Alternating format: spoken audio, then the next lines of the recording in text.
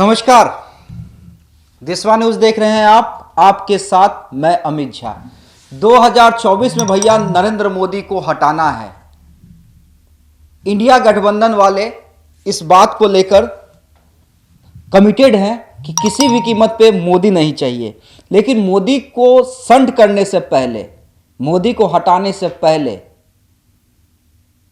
उन्होंने संड करने की कोशिश की है मीडिया के बड़े नामों को। जी हां, सुधीर चौधरी, रूबिका लियाकत, ऐसे कई नाम हैं, अदिति त्यागी, अर्णव गोस्वामी, चित्रा त्रिपाठी, जिनके डिबेट शो में अब इंडिया गठबंधन के कोई भी नेता नहीं जाएंगे। जी हां, देखिए, एक बड़ा फैसला लिया गया है। दिल्ली में जो बैठक हुई उसमें जो अंदर खाने की खबर थी वो अब लिस्ट के तौर पर निकल के सामने आ रही है कि लगभग 14 एंकरों, पॉपुलर टीवी के नाम है, ये मीडिया जगत के पॉपुलर टीवी एंकर्स हैं, जिनके डिबेट में यह फैसला लिया गया है इंडिया गठबंधन की बैठक में कि इनके डिबेट में कोई भी नेता नहीं जाएगा। एक एक करके पहले वो हम नाम बता देते हैं, उसके बाद इसके पीछे की कहानी बताएंगे कि ऐसा क्यों हुआ, ये स्ट्रेटेजी किसकी थी, किस नेता के तरफ से ये एजेंडा दिया गया, उसके बाद इस एजेंडे पर मोहर लगी। जी देखिए, पहला नाम है अमन चोपड़ा। अमन चोपड़ा को सभी लोग जानते हैं, पहले जी न्यूज में थे, फिर न्यूज 18 इंडिया में थे, फिर से अब जी न्यूज में हैं और अपने आप को राष्ट्रवादी पत्रकार कहते हैं। उनके एजेंडे में हिंदू बनाम मुस्लिम का डिबेट ज्यादा रहता है। दूसरा नाम है प्राची पराशर। तीसरा नाम रूबिका लियाकत। रूबिका लियाकत को कौन नहीं जानता भाई, एबीपी की स्टार एंकर रही हैं, उससे पहले जी न्यूज में रही हैं। आज भारत 24 जो जगदीश चंद्रा जी का चैनल है उसमें उन्हें वाइस प्रेसिडेंट बनाया गया है ताकि चैनल की ब्रांडिंग हो सके। इनके एजेंडा में भी वही हिंदू बनाम मुसलमान।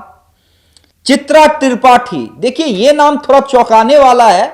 चित्रा त्रिपाठी ठीक है, वो भी बीजेपी का एंगल ज्यादा लेती हैं, लेकिन उनका शो थोड़ा मुझे बैलेंस लगता है, लेकिन फिर भी ठीक है, ये इंडिया गठबंधन वालों का फैसला है। सुधीर चौधरी, जो कि बहुत बड़ा नाम है मीडिया जगत का, बहुत ही बड़ा नाम, ब्लैक एंड व्हाइट शो लेके आते हैं आज तक पे, कंसल्टेंट एडिटर हैं, उससे पहले जी में कई सालों तक थे।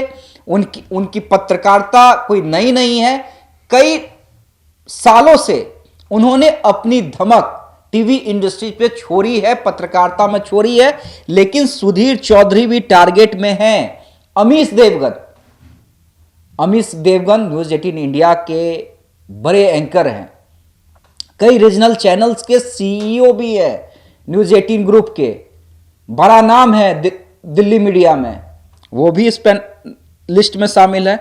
अर्णव गोस्वामी, देखिए अर्णव गोस्वामी के बारे में एक बार कहा जाता था, जो समय था जो मोदी एरा से पहले, कि वो सत्ता पक्ष से सवाल करने में के लिए जाने जाते थे।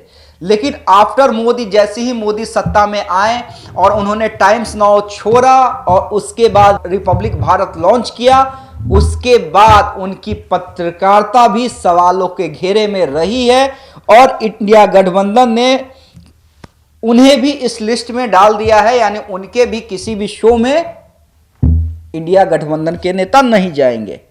नविका कुमार, सभी लोग जानते हैं, टाइम्स नाउ में कई बार वो ट्रोल भी होती रही हैं। मोदी को फेवर करने के लिए जो भी विपक्ष के प्रवक्ता आते हैं, कई बार उन्हें ट्रोल करते हैं कि हमें आप बोलने नहीं देती हैं और बीजेपी की प्रवक्ता बन के हमें रोकती हैं। कई बार छोटे छोटे क्लिप्स आपने देखे होंगे नविका कुमार के। आनंद नरसिम्हन, गौरव सावंत, अदिति त्यागी, सुशांत सिन्हा, अशोक श्रीवास्तव और शिव अरोड़, यानी टोटल 14 नाम हैं जिनके डिबेट शो में, किसी भी कार्यक्रम में इंडिया गठबंधन के नेता नहीं जाएंगे। देखिए लिखा भी हुआ है कि यह डिसीजन लिया गया है कि इंडिया कोऑर्डिनेशन कमेटी के द्वारा कि इंडिया पार्टीज के कोई भी नेता अपने रिप्रेजेंटेटिव को इनके शो में जो भी फॉलोइंग एंकर्स हैं, जिन जो 14 नाम है, उसमें नहीं भेजेंगे।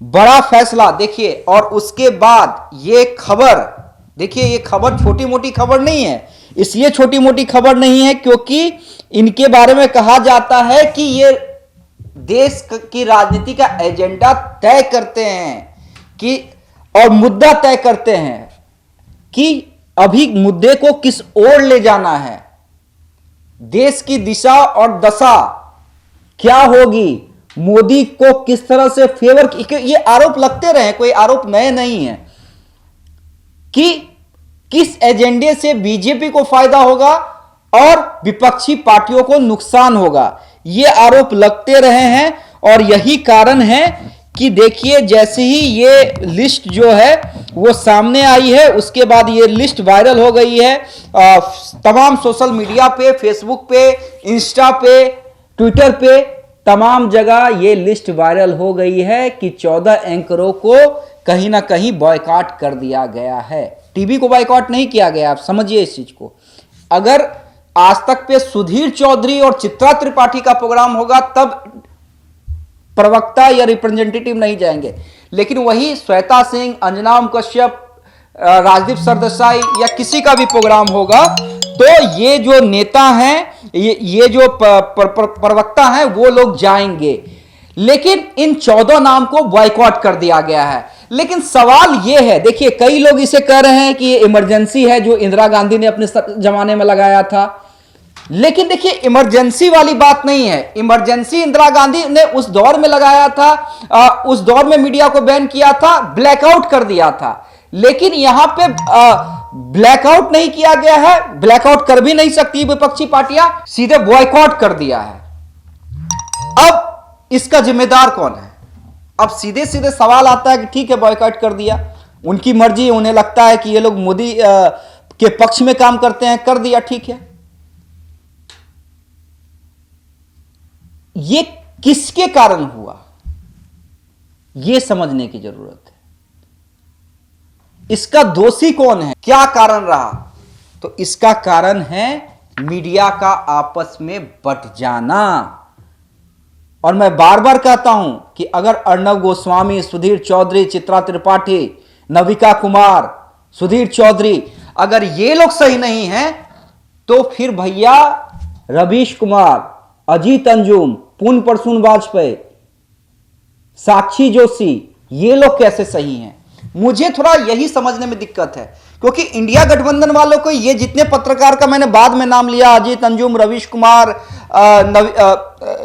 पुन प्रसून वाजपेयी, साक्षी जोशी, ये लोग इंडिया गठबंधन वाले के फेवरेट में हैं।